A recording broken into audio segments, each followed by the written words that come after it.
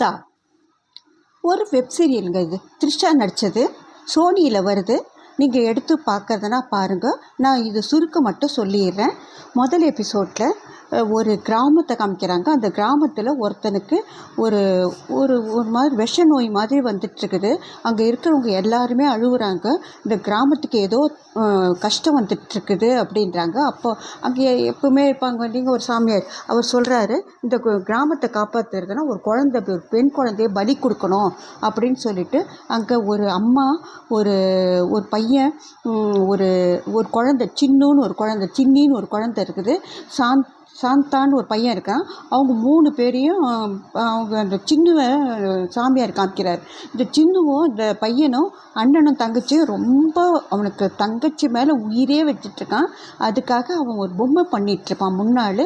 அந்த பொம்மையை எடுத்துகிட்டு வந்துட்டுருக்கும்போது இந்த சாமியார் பலி கொடுக்கறதுக்காக சொல்லும்போது அவங்க அம்மா என்ன பண்ணுவாங்க, ராத்திரி அவங்க ரொம்ப அழுவாங்க. என்ன வேணால் பலி கொடுத்துருங்க, குழந்தை வேண்டாம் அப்படின்னு சொல்லுவாங்க. ஆனால் குழந்தைய தான் நாளைக்கு பலி கொடுக்குறோன்னு சொன்ன உடனே ராத்திரியாக இவங்களும் அவங்க பையனையும் கூட்டிக்கிட்டு ஓடி போய் ஒரு லாரியில் அந்த குழந்தைய ஏற்றிடுறாங்க. அதுக்குள்ளே இந்த பொம்மை கீழே விழுந்துருவோம். அந்த பொண்ணு சின்ன அழுவுது, அண்ணா எனக்கு பொம்மைன்னுது. அந்த பையன் போய் பொம்மையை எடுக்கிறதுக்குள்ளே அவன் வழி மாறி வேறு இடத்துக்கு போயிடுறான். அவனுக்கு அவங்க அம்மாவையும் அந்த குழந்தையும் கண்டுபிடிக்கவே முடியல. அவன் வேறு பக்கமாக சுற்றின்னு இருக்கான். அவங்க அம்மாவையும் போலீஸ் பிடிச்சிருச்சு. இதுக்கு மேலே தான் பேரே காமிக்கிறாங்க. இன்னொரு இடத்துல ஒரு வீடு, அந்த வீட்டில் ஒரு அம்மா இருக்கிறாங்க. அவங்க ஹஸ்பண்ட் இல்லை. ஒரு பெரிய பொண்ணு பேர் பிருந்தா, சின்ன பொண்ணு பேர் சீனு. ஒரு பொண்ணு காமிக்கிறாங்க. அந்த பொண்ணு ஒரு 12th ஸ்டாண்டர்ட் படிக்கும். ஒரு பிருந்தா ஒரு எஸ்ஐயாக இருக்கிறா. அந்த அம்மா முதல்ல தன்னுடைய அவங்க பொண்ணை கூப்பிட்டு சாப்பாடு வைக்கிறாங்க. அது சாப்பிட்டுட்டே இருக்கும்போது பிருந்தா நீ சாப்பிடு அப்படிங்கிறாங்க. பிருந்தா சாப்பிடும்போது அவள் எழுந்து போயிடுறா. ஏன் என்னடி எழுந்துடுற, என்ன சாப்பிட்றது கூட நீங்கள் உங்ககிட்ட பர்மிஷன் வாங்கணுமா, எவ்வளோ சாப்பிட்ணுன்றது எனக்கு தெரியும் அப்படின்ட்டு குங்குமம் வச்சு விட்றா. குங்குமம் கூட நான் வச்சுக்க மாட்டேன், இந்த நம்பிக்கைலாம் எனக்கு இல்லை அப்படின்ட்டு இவ போய் ஒரு ஸ்கூட்டியில் ஏறுறான். அவள் பின்னாண்ட நெருக்கமாக 2 பையன்கள் உட்காடுறாங்க. இவ பிருந்தா ஜன்னலாண்ட பார்த்துட்டு அந்த நம்பரை நோட் பண்ணுறா. பிருந்தா ஒரு அந்த ஊர் போலீஸ் ஸ்டேஷனில் ஒரு எஸ்ஐயாக இருக்காள. அங்கே போகிறான். அங்கே இருக்கிற இன்ஸ்பெக்டர்ஸு இவங்கெல்லாம் ரொம்ப சிரிப்பாங்க.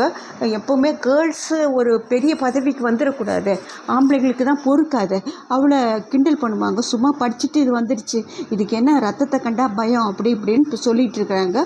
அதில் சாரதின்னு ஒருத்தன் ரொம்ப நல்லவன். அவனுக்கு கொஞ்சம் பிடிக்கும், ஆனால் சொல்ல மாட்டான். அங்கே அந்த ஹெட்டுன்னு ஒருத்தர் இருப்பார் பாருங்க, அவர் ரொம்ப திமிர் பிடிச்சவர். அந்த ஸ்டேஷனுடைய ஹெட்டு அவர் ரொம்ப என்ன சொல்கிற உங்கள் எஸ்ஐ அப்படின்னு சொல்லுவார். பாத்ரூம் கதவை திறந்து விட்டு போவார். இவ எழுந்து பாத்ரூம் கதவை சாத்துவா. இது மாதிரி ஒரு டிசிப்ளினான கேர்ளு. அப்போது கரண்ட்டு ட்ரிப்பு ஆகிடும். அப்போ இவ தான் போய் எலக்ட்ரிஷியனை கூப்பிடுவாங்க. ஆனால் எலக்ட்ரிஷியன் யாரும் வரமாட்டாங்க. இவளே சரி செய்திருவா.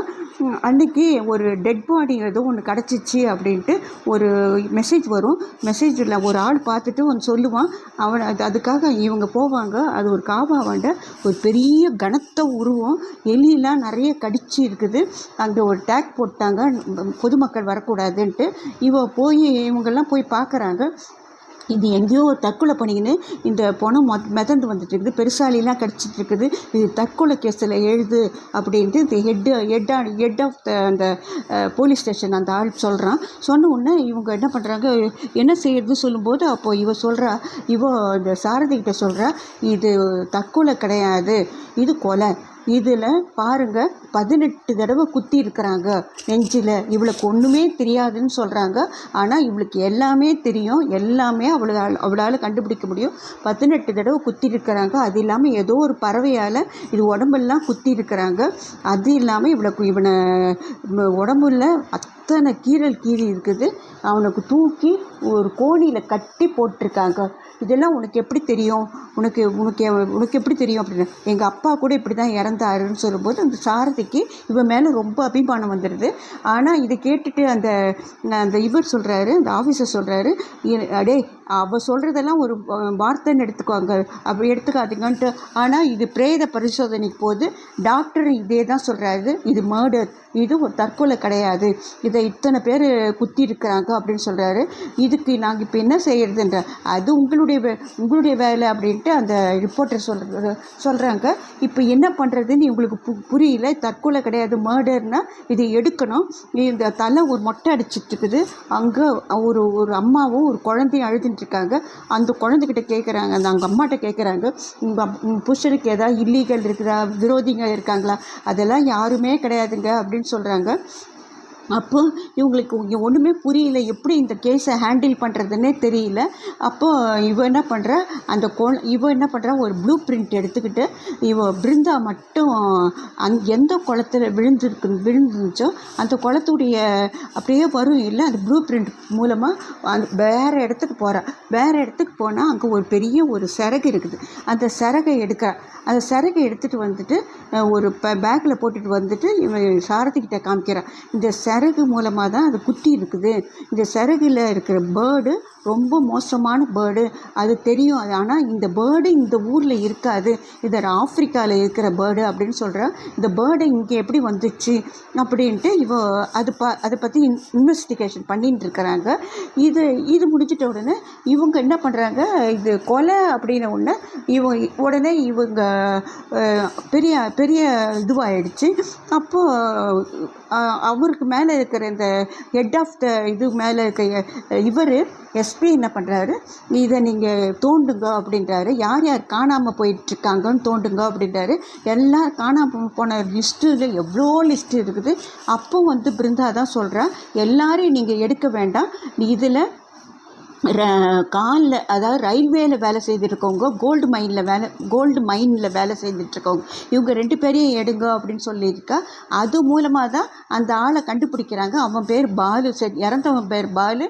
அவன் ஒய்ஃபு என் புருஷனுக்கு எந்த தப்புமே பண்ணலை அப்படின் போது இவங்க அப்போது இது அடுக்கடுக்காக இது கொலை நடந்துகிட்ருக்குது அப்படின்ற மாதிரி இவங்க நினைக்கிறாங்க. இது நினச்சி இவளுடைய பிருந்தா மேலே எல்லாருக்குமே இப்போது மதிப்பு வந்துடுது. போய் அந்த சிறகை எடுத்துகிட்டு வரா. அப்போ அந்த இடத்துக்கு அவள் சிறகை எடுத்துகிட்டு வந்த இடத்துக்கு ஒரு ஆள் போகிறான். இவன் அண்ணனாக தான் இருக்கணும்னு நினைக்கிறான். ஆனால் பேர்லாம் ஒன்றும் சொல்லலை. அவன் கையில் அந்த பொம்மை இருக்குது, இந்த சின்னுக்கு பண்ணி கொடுத்தான் பாருங்கள், அந்த பொம்மை இருக்குது. அந்த இதுக்குள்ளே போய் அவன் தான் அந்த பேர்டை வச்சுட்டு இருக்கிறான். அந்த பேர்டோட அவன் வெளியில் வருவான். அந்த பேர்டுக்கு மாமிசத்தை கொடுப்பான். மாமிசன்னா உடம்பு மாமிசத்தை, ஒரு மனுஷ மாமிசத்தை கொடுப்பான். கொடுத்த உடனே பசியாக இருந்தியா, நான் தான் வரத்துக்கு உனக்கு லேட் ஆகிடுச்சு இல்லை, அப்படி லேட் ஆகிட்டுன்னு சொன்னேன் இல்லை அப்படின்ட்டு அந்த பேர்டுக்கு நிறைய அதாவது ஒரு ஹூமனுடைய மாமிசத்தை சின்னதாக வெட்டி அதுக்கு கொடுக்குறான். அது சாப்பிடுது. இதோட முதல் எபிசோட் முடியுது. அடுத்த எபிசோடு நாளைக்கு.